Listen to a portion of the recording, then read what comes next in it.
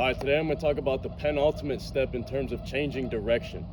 So the ability to change direction efficiently involves a significant role in the penultimate foot contact.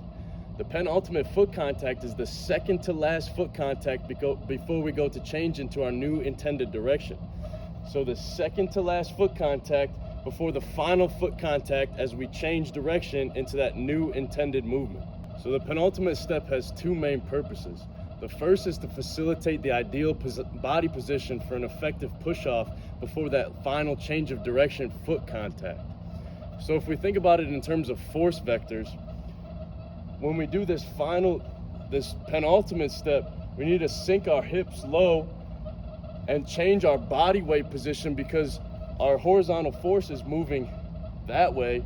We need to sink our hips, load this front leg, change our body position so we can change our force vector from turning from this way. It'll move straight up and then it'll finally turn this way as we get this ideal body position and this shin angle to where we can come back at this change of direction and move back into our ideal direction as we change our momentum.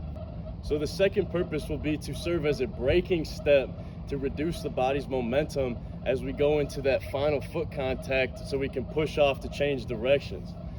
So the ability to load that braking leg, the penultimate step leg, ensures a higher entry velocity and allows us to change directions quickly because it corresponds with less ground reaction force on that push-off leg, and we can push off at a faster velocity because we have all of our momentum and our weight loaded on the penultimate foot contact leg.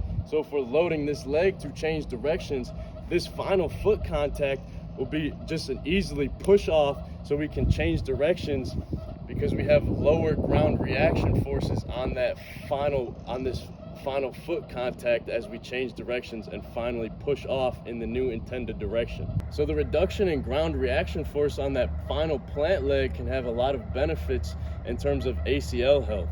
So a lot of times we see non-contact ACL injuries as we go to decelerate and change directions on this final plant leg because those ground reaction forces are so high and there's so much force on that knee joint that our ligaments start to snap.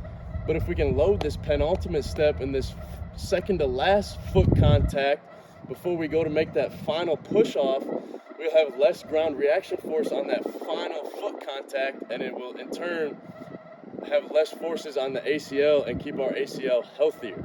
This is a similar concept we see as we go to decelerate linearly. So if we don't load this penultimate step, this second to last step, and we overextend as we go to decelerate, we're going to have a high velocity, high eccentric force on our hamstrings because of our foot is too far out extended past our center of mass. So that's going to be a lot of force on our hamstring, and over time that can cause our hamstrings to strain and even possibly tear. So it's important that we load this second to last penultimate step before we go to make our final deceleration and change directions so we can take the pressure off all that eccentric force off of our hamstring. So what are some things we could do to remain healthy? Well, the first thing we can do is to practice the skill of changing directions or decelerating. So having the ability to actually be able to load this penultimate step and change direction, or the ability to decelerate without getting our front leg too far out in front of our center of mass. We have to practice the skill of change of direction and deceleration. That's the most important thing to keeping us healthy. The other thing we could do is optimize a training program to where we're working on lower body strength and power to where we can efficiently use the musculature necessary to change directions, and that's also going to keep our ACLs and our hamstrings healthy. So that's the importance of the penultimate step in terms of changing direction and deceleration.